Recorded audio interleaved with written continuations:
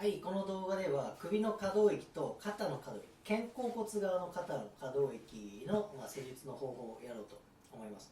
事前にチェックした感じでは左側が非常に硬い、左の肩、肩甲虚筋っていう肩甲骨を上げる筋肉の周りがすごく硬いです。可動域チェックします。首を回します。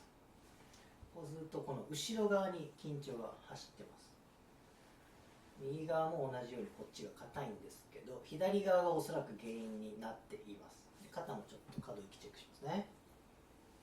ちょっとだけ硬いので、左が上で横になってください。肩甲筋、この辺りの筋肉ですね。この辺りの筋肉に働きかけます。こんな感じですね。今右手でワークをしてて、左手で肩甲骨だったり肩を支えてます。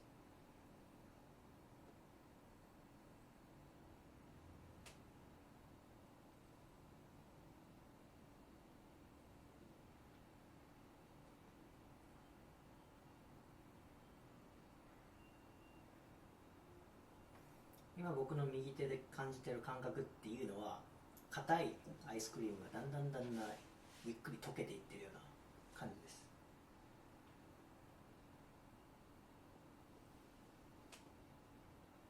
はい、仰向けでお願いします。これだけで首の可動域が変わったのがよいですね。ここの緊張が変わってるし、向きやすい。こっちも変わってますね。こっちも硬かったんですけど、左側が硬くなってるからこっちに動かしにくくなったというところですね。で、今こうやってチェックした感じでは首の筋肉もちょっと硬いです。この辺りの筋肉が硬いです。